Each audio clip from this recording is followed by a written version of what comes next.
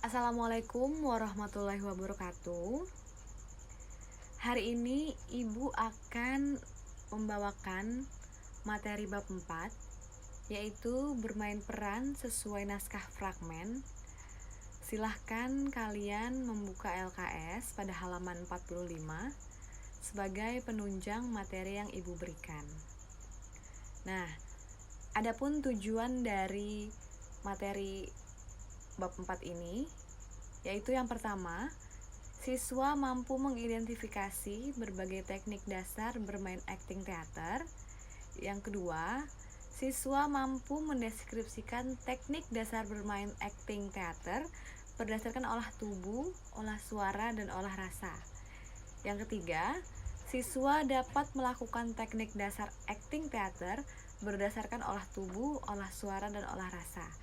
Dan yang terakhir, siswa dapat mengkomunikasikan penampilan teknik dasar bermain akting teater berdasarkan olah tubuh, olah suara, dan olah rasa secara lisan ataupun tertulis. Nah, pernahkah kalian menonton atau melihat seni pertunjukan teater?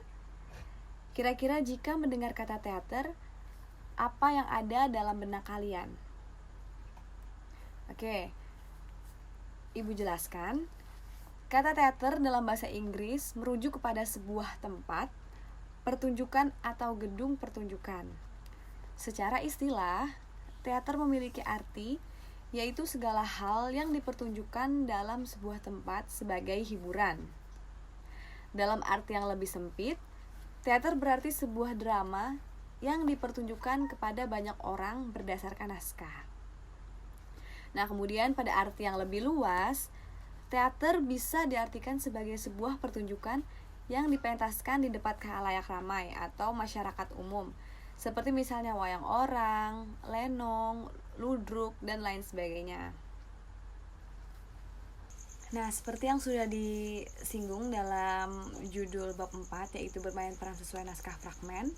Kira-kira apa itu fragmen? Silakan buka LKS-nya di halaman 46. Fragmen merupakan cerita atau petikan cerita, lakon yang dipentaskan, baik di atas panggung maupun di depan kelas. Jadi fragmen diartikan sebagai cerita atau petikan cerita atau potongan cerita. Nah, selanjutnya bisa dilihat dalam layar, terdapat unsur-unsur dari fragmen atau cerita. Yang pertama ada pentas, kemudian ada naskah, aktor, sutradara, dan kostum. Ibu akan menjelaskan satu persatu. Nah, jika Ibu bertanya, bisakah kalian menyebutkan salah satu aktor yang ada di Indonesia? Ini Ibu contohkan salah satu aktor dari Indonesia, yaitu ada Reza Rahardian.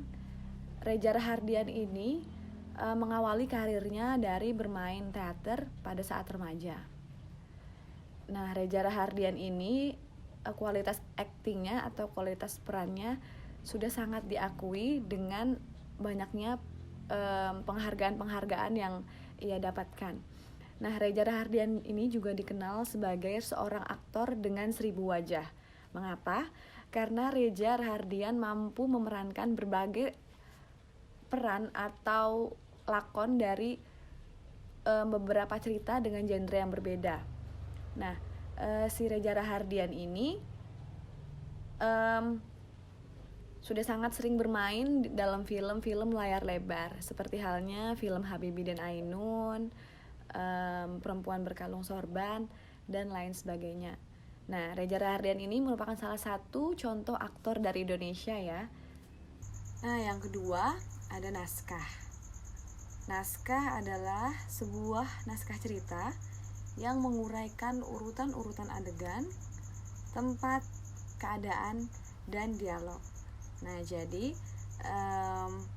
naskah itu ialah selembar atau beberapa lembar kertas yang isinya memuat sebuah alur cerita. Di dalamnya juga ada bagaimana adegan yang akan ditampilkan, ada lokasi atau tempat, bagaimana keadaan dan dialog yang nantinya akan diperankan oleh seorang aktor atau pemeran dalam cerita tersebut. Unsur yang ketiga yaitu ada pentas. Pentas merupakan salah satu unsur yang menghadirkan keestetikaan, juga menghadirkan unsur penunjang seperti properti, tata lampu, dan lain-lain. Nah, pentas di sini dalam seni teater bisa kita artikan sebagai panggung ya, atau tempat di mana aktor melakukan aksinya atau melakukan perannya. Bisa juga tata panggung ini merupakan disebut juga merupakan aspek tata artistik pokok dalam pementasan teater. Fungsi dasarnya ialah menghadirkan lokasi dari peristiwa yang ada di dalam cerita atau peristiwa yang ada di dalam naskah. Nah, seperti misalnya pada video yang Ibu berikan, yaitu di sini bagaimana tata artistik, yaitu tata panggungnya dihadirkan properti dan juga penataan lampu. Di sini tujuan propertinya yaitu bisa kita lihat pada video ini, misalnya di sini disajikan sebuah pohon besar dan suasana jalanan. Jadi bisa penonton artikan bahwasannya peristiwa atau lokasi cerita dalam pertunjukan teater ini berada di pinggir jalan. Nah, kemudian juga tugas atau fungsi dari penataan lampu atau cahaya pada pertunjukan teater di atas panggung ini yaitu memberikan kesan dramatis bagi cerita atau peristiwa yang terjadi di atas panggung, seperti itu. Selanjutnya, unsur fragmen yang keempat yaitu ada sutradara. Sutradara merupakan unsur yang mengarahkan semua unsur dalam sebuah seni pertunjukan. Jadi di sini peran dari seorang sutradara adalah bertanggung jawab untuk mengarahkan semua hal. Misalnya mulai dari mengarahkan pemain, mengarahkan acting pemain, mengarahkan bagaimana penataan propertinya, mengarahkan bagaimana penataan lampu. Misalnya saat penataan lampu seperti ini, bagaimana ekspresi atau mimik yang harus dihadirkan oleh seorang pemain, dan juga bertanggung jawab untuk menyajikan keseluruhan cerita menjadi baik. Jadi itu tugas sutradara. Nah, selanjutnya unsur fragmen yang terakhir ialah kostum. Kostum merupakan salah satu unsur pendukung serta penunjang seorang aktor dalam perannya. Kostum juga adalah segala hal yang dikenakan pemain bersama seluruh aksesorisnya. Aksesoris kostum termasuk diantaranya yaitu topi, perhiasan, jam tangan, kacamata, sepatu, serta tongkat. Nah, kalau dalam sebuah film, kostum atau busana tidak hanya sekedar sebagai penutup tubuh semata, namun juga memiliki beberapa fungsi sesuai dengan konteks naratifnya. Nah, seperti misalnya contoh dalam video ini, yaitu ada gambar dari Kapten Amerika, di mana Kapten Amerika ini ada di film Marvel. Nah, coba kita lihat. Penggunaan kostum, yaitu kostum Kapten Amerika ini menjadi satu ciri khas bagi pemeran si Kapten Amerika ini. Jadi ketika dia berkostum biasa, kita tidak mengenali dia sebagai Kapten Amerika. Namun ketika ia menggunakan kostum seperti ini, yaitu kita mengenalinya sebagai Kapten Amerika atau seorang aktor dengan peran hero, seperti itu. Nah, setelah tadi kita sudah mengetahui unsur-unsur dari fragmen atau cerita, selanjutnya kita akan mengenal macam-macam dari seni teater. Yang pertama yaitu ada teater boneka, teater dramatik, teater gerak, teatrikal puisi, drama musikal, dan lain-lain. Ini merupakan beberapa contoh dari macam-macam seni teater. Nah, misalnya ada teater boneka, yaitu teater atau pertunjukan yang lakon atau aktornya diperankan oleh sebuah boneka. Biasanya bonekanya seperti yang diberikan tali kemudian digerak-gerakkan oleh seorang dalang atau manusia. Kemudian ada teater dramatik, yaitu teater yang biasanya diperankan oleh satu orang namun ceritanya sangat dalam. Kemudian teater gerak, seperti halnya ada pantomim. Kalau kalian tahu, pantomim yaitu seseorang yang wajahnya dicat putih. Biasanya dia tidak berdialog, hanya ekspresinya diperlihatkan atau naskahnya diperlihatkan dari gerak-gerik tubuh. Nah, kemudian ada teatrikal puisi. Biasanya teater dengan menggunakan puisi ini mereka lebih puitis dalam membawakan ceritanya, yaitu dengan bahasa sastra seperti berpuisi.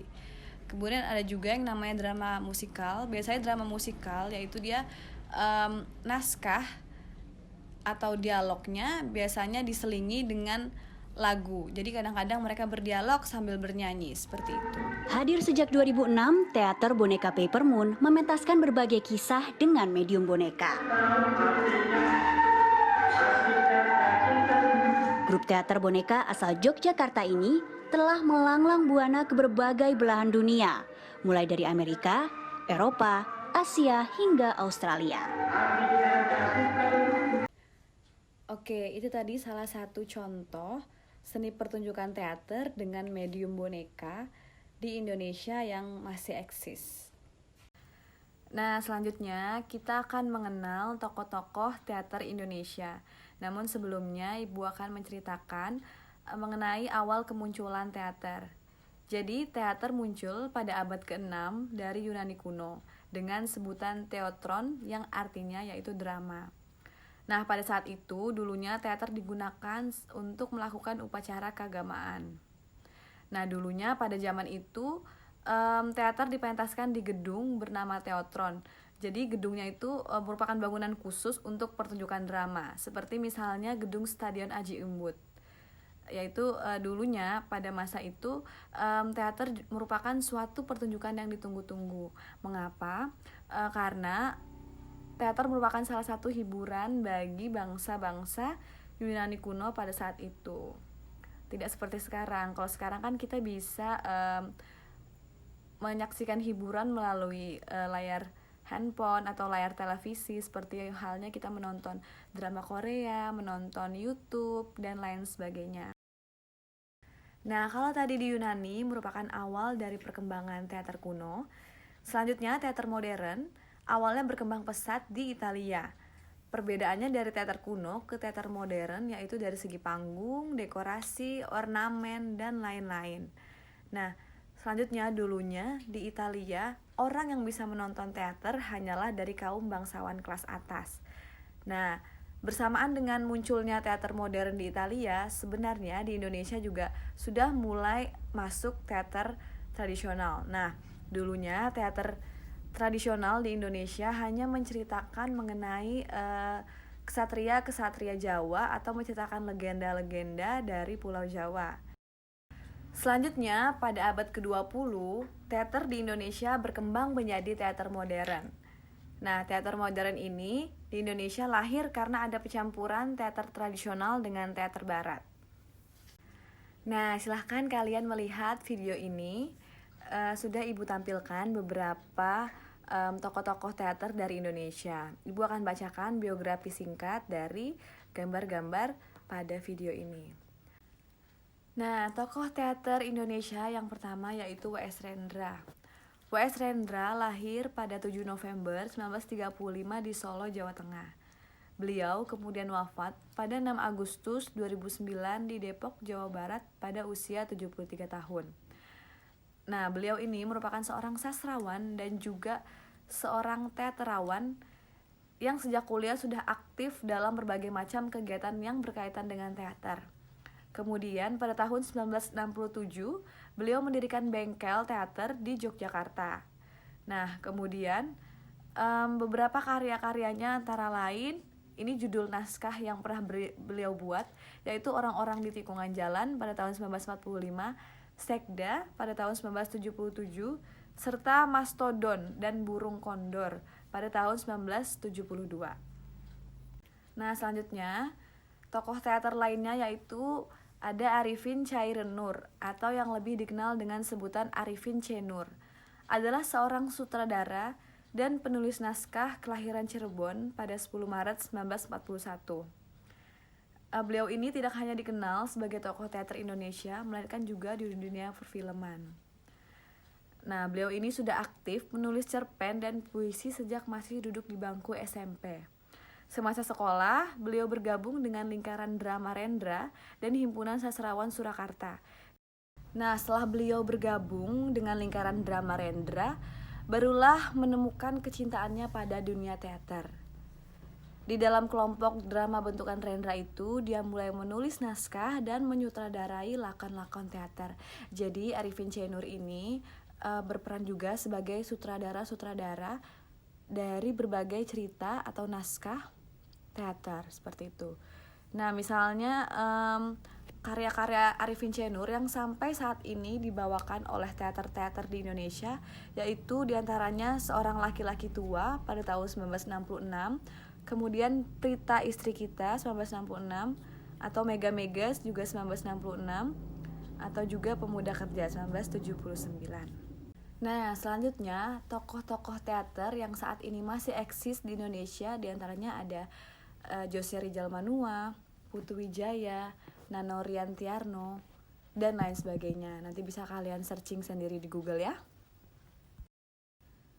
Nah, sebelum kita masuk pada materi selanjutnya, jika kalian tertarik untuk bermain peran dalam teater, kalian bisa melakukan beberapa teknik bermain peran dalam fragmen. Silakan kalian buka LKS halaman 47-48.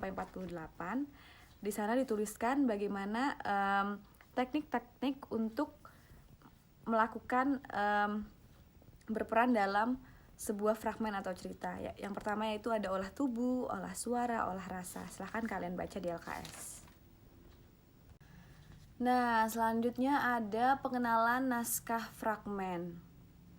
Jadi, naskah adalah selembar rencana yang berisi rancangan dan struktur perwatakan atau lakon sandiwara dalam sebuah drama. Sudah Ibu jelaskan juga sebelumnya pengertian drama. Kemudian kalian bisa lihat pada video ini. Di sini Ibu tuliskan beberapa pengertian fragmen dari beberapa ahli.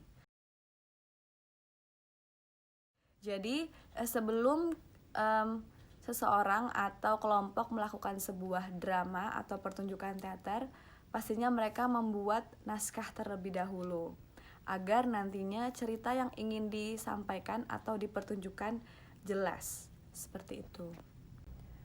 Nah, jika kita ingin menulis sebuah naskah teater atau naskah cerita, kira-kira apa saja unsur-unsur yang harus ada di dalamnya?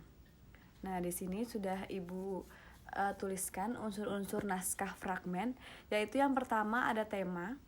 Tema adalah ide pokok atau gagasan utama sebuah cerita fragmen.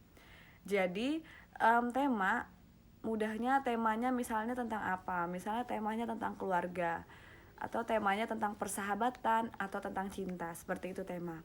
Kemudian ada alur. Alur yaitu cerita atau jalan cerita dari sebuah pertunjukan fragmen, mulai babak pertama hingga babak akhir. Jadi alur ini bagaimana jalan atau jalannya cerita. Misalnya ada alur maju, kalau dalam film itu ada alur maju, ada alur mundur. Alur maju itu seperti misalnya seorang tokoh diperlihatkan dari dia kecil, dia remaja hingga dewasa, itu artinya alur maju. Atau juga sering misalnya kalian nonton film, ada adegan flashback atau ada adegan kilas balik, itu berarti namanya alur mundur, seperti itu. Nah, kemudian yang ketiga ada tokoh atau pelaku terdiri dari tokoh utama dan tokoh pembantu. Nah, jadi penting sekali di dalam naskah itu ada tokoh, karena tokoh nantinya yang akan menjalankan cerita tersebut. Jadi tokoh di sini ada tokoh utama atau ada tokoh pembantu. Nah, di mana biasanya tokoh utama ini adalah tokoh yang paling kita sebagai penonton paling dukung, seperti itu. Nah, selanjutnya ada watak. Watak adalah perilaku yang diperankan oleh tokoh.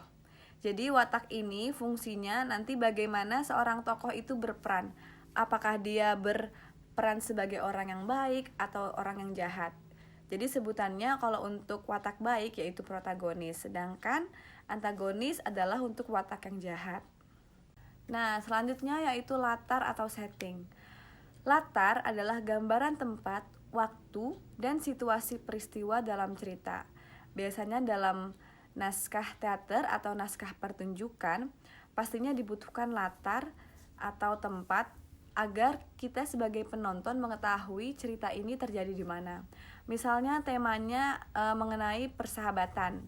Bisa jadi latar atau setting yang dihadirkan yaitu di sekolah ataupun di rumah atau di tempat lainnya, seperti itu. Nah, selanjutnya yaitu ada amanat. Amanat adalah pesan yang ingin disampaikan pengarang kepada penonton. Amanat drama atau pesan disampaikan melalui peran para tokoh drama. Ya, jadi biasanya dalam naskah pertunjukan atau naskah film sekalipun pasti di dalamnya memuat pesan moral. Jadi pesan moral ini dihadirkan dari peran-peran daripada tokoh yang ada di dalam pertunjukan ataupun film tersebut. Selesai sudah materi bab 4 yang Ibu sampaikan. Ibu harap kalian dapat memahami materi yang Ibu jelaskan. Ibu sarankan kalian mendengarkannya menggunakan headset. Terima kasih, selamat belajar.